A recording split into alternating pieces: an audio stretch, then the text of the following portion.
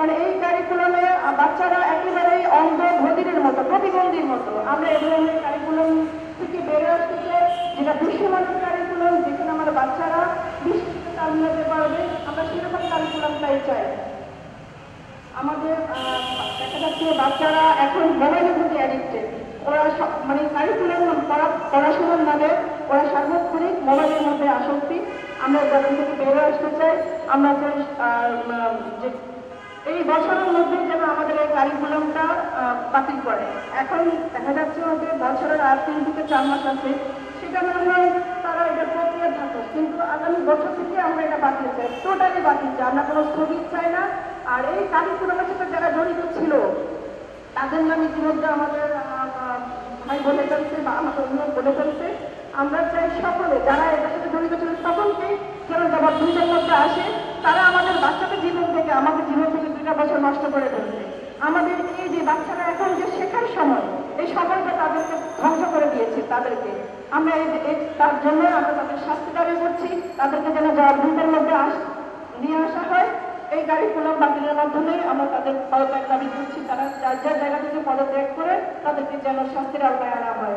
স্বৈরাচার শাসক আমাদেরকে যে একটা কারিকুলাম দিয়েছিল, যেটার বিরুদ্ধে কথা বলতেছে, আমাদের বারবার মুখ বন্ধ করে দিয়েছে। আমাদের সহযোগিতার নামে মামলা দেওয়া হয়েছিল, তাদেরকে জেলে যেতে হয়েছে, তাদেরকে হয়রানি করা হয়েছে এবং আমাদেরকে বারবার মুখ বন্ধ করা হয়েছে যেন আমরা একটা কথা না বলতে পারি। কিন্তু আমরা তারপরে কথা বলেছি, কিন্তু তারা আমাদের কোনো কথা কখনোই আমলে নেয়নি।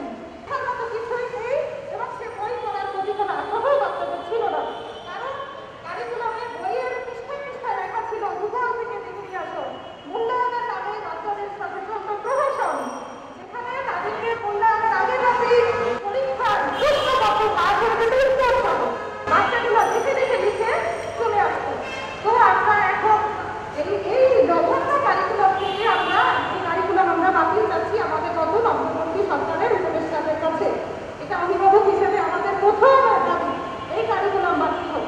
আর এই কারিকুলামের দ্বারা যারা আমাদের বাচ্চাদের জীবন থেকে অমূল্য সময় নষ্ট করেছে, যাদের কারণে আমরা অভিভাবকরা দিন রাত টেনশনে কাটিয়েছি, মানসিক অস্থিরতার ভিতর দিয়ে দিয়েছি যে আমার বাচ্চার কি হবে, কি ভবিষ্যৎ আমার বাচ্চার, এই লেখাপড়া দিয়ে কিভাবে কি হবে, সেই কুকুরদের আমি শাস্তি চাই যারা আমাদের বাচ্চাদের জীবন থেকেই মূল্যবান সময় নষ্ট করেছে। 98% লোকের বিপরীতে গিয়ে 2% লোকের স্বেচ্ছাচারিতা এবং ভুয়ার চুরির কারণে এই জঘন্য কারিকুলাম জাতির উপরে চাপিয়ে দেওয়া হয়েছে।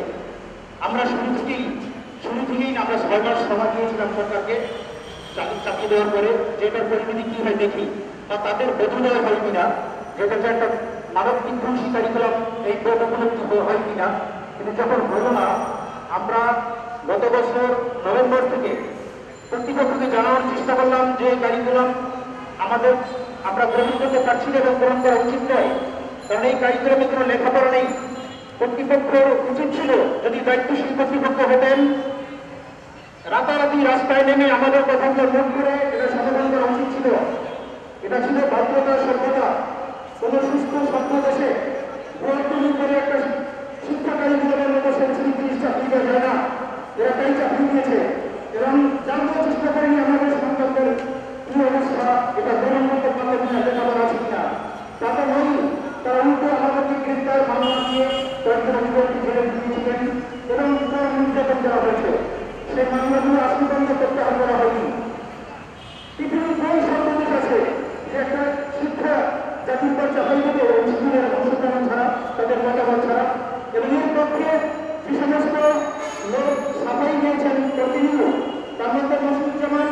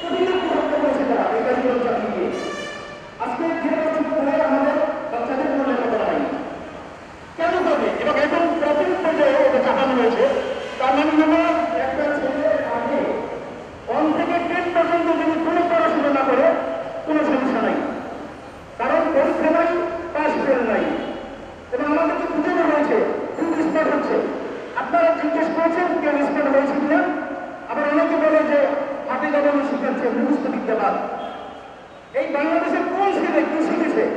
এই যে হাতে কলমের কথা বলতেছেন, কোন বাচ্চারা কি হাতে কলমে শিখছে? স্কুলে গিয়ে কাগজ কাটে, 3 ভাষাটা আপনার স্কুলে আপনার বাসায় হিন্দিতে স্কুলে নিয়ে উপস্থাপন করবেন, বাস দেশ স্পষ্ট হয়ে গেল। এই সমস্ত ব্যবস্থা অনুযায়ী 1.5 বছর নষ্ট করা হয়েছে। এই কারিকুলাম যদি আজকেও পরিবর্তন হয়, আজকে সন্ধ্যার মধ্যে, তাইলে 1.5 বছরের টাইম দিতে হবে তাদেরকে। এই বাচ্চাদেরকে 1.5 বছর শেষ করা হয়েছে উল্টো পাল্টা বুঝেয়া, এবং কখনো জনগণ সাধারণ অভিভাবকের কাছে আসা হয় নাই যে কারিকুলামে আপনারা কিভাবে মনে করতেছেন বা উপকার কতটুকু বলা হয় নাই, জিজ্ঞেস করা হয় নাই, আমাদেরকে জানতে চাওয়া হয় না। আমরা জানাই দিয়েছি যে এই সমস্যা আছে, তারা তো সমাধান করেই নাই, উল্টো আমাদের উপর ক্ষিপ্ত হয়েছে এবং অভিভাবকের রাস্তা পেছনে না ভয়ে। তার মানে এই না যেটা গ্রহণ করেছে, এরা করতে যে এরা এই ধরনের নির্বাচন করতো যে এরা তো অত্যাচার করতেছিল। যদি আমরা এখনো রাস্তায় না নামতাম না, এই বর্তমান থাকতো, তারা মনে করতো যে এই কারিকুলাম সবাই মনে প্রাণে গ্রহণ করেছে। আসলে মিথ্যা কথা এটা, এটা কেউ কখনো মনে গ্রহণ করে নেই। এবং এই কারিকুলাম ঘরে ঘরে কান্না করে দিচ্ছে। আপনারা ইমিডিয়েট অন্তর্বর্তীকালীন সরকারের কাছে আমাদের প্রধান এবং প্রথম অনুরোধ, দয়া করে এটা ইমিডিয়েট বাতিল করুন এবং এই বাসনগুলো খুব দ্রুত নেবেন, সেটা আমাদেরকে তাড়াতাড়ি জানান।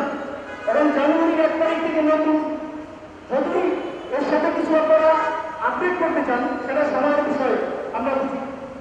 আপনারা নতুন বছরের নতুন কারিকুলামে নম্বরভিত্তিক লেখাপড়া দেবেন, এই কারিকুলাম সম্পূর্ণ বাতিল করেন এবং যারা এই কারিকুলাম চাকরি দিয়ে চালাচল করে আমরা দ্রুত তাদেরকে আইনের আওতায় এনে তাদের বিচারে দাবি করছি। যদি কোনো কারিকুলাম প্রণয়ন করা হয়, সেটা বাংলাদেশের জন্য ধর্মপন্থী কারিকুলাম প্রণয়ন করা হবে। তারা বলে একটা ফিনল্যান্ডের কারিকুলাম, এই কারিকুলাম, সেই কারিকুলাম। ফিনল্যান্ডের আর বাংলাদেশ তো কখনোই এক হতে পারে না। তাদের জনসংখ্যা আমাদের জনসংখ্যা সেটাকে ভাবতে হবে। তাদের অর্থনৈতিক অবস্থা এবং আমাদের অর্থনৈতিক অবস্থা ভালো অবশ্যই ভাবতে হবে। আমরা কোনটা নিতে পারবো, কোনটা নিতে পারবো না, সেটা আমাদের জন্য ভাবতে হবে। আর অভিভাবকদের কথা না শুনে যদি কখনো কোনো সিদ্ধান্ত বা শিক্ষকদের কথা না শুনে কোনো সিদ্ধান্ত নেওয়া হয়, আমরা সেটা বন্ধুত্ব মেনে নেব না এবং আমরা একতাবদ্ধ হয়ে সেটার প্রতিবাদ করে যাব। দেখেন, শিক্ষকদের মধ্যে তারা তালা লাগিয়ে দিয়েছিল, শিক্ষকরা যাতে কোনো কথা না বলতে পারে সেজন্য শিক্ষকদেরকে বলা হয় যে আপনারা কোনো মুখ খুলবেন না। আমরা দেখেছি বিপুল কুমার স্যার যখন এই কারিকুলামের বিরুদ্ধে কথা বলেছিল, তখন তাকে সুযোগ করা হলো এবং তাকে ট্রান্সফারের ব্যবস্থা করা হলো। বিভিন্ন রকম শিক্ষক, প্রাইমারি শিক্ষক, মাধ্যমিক শিক্ষক এবং কলেজ শিক্ষকরা যখন এই কারিকুলামের বিরোধিতা করে, তখন তাদের বিরুদ্ধে প্রশাসনমূলক বিভিন্ন প্রকার হয়রানির আয়োজন করা হয়। এই হয়রানির আয়োজন করা হয় এই এনসিডিবি থেকে। আমরা এনসিডিবির উপকূল কর্মকর্তাদেরকে বলতে চাই, আর আপনারা জনগণের সাথে হস্তকারিতামূলক কোনো সিদ্ধান্ত নেবেন না এবং নতুন একটি যুগোপযোগী কারিকুলাম প্রণয়নের চেষ্টা করুন। আপনারা বাংলাদেশকে বাঁচান, আগামী প্রজন্মকে সুন্দর করে বাঁচতে।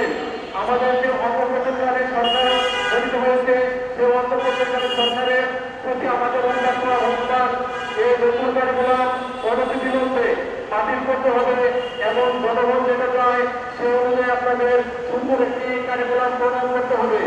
সম্মিলিত শিক্ষা আন্দোলনে তাদের যে মামলা হয়েছে সেটা অনতিবিলম্বে প্রত্যাহার করে দিতে হবে বা বাতিল করে দিতে হবে।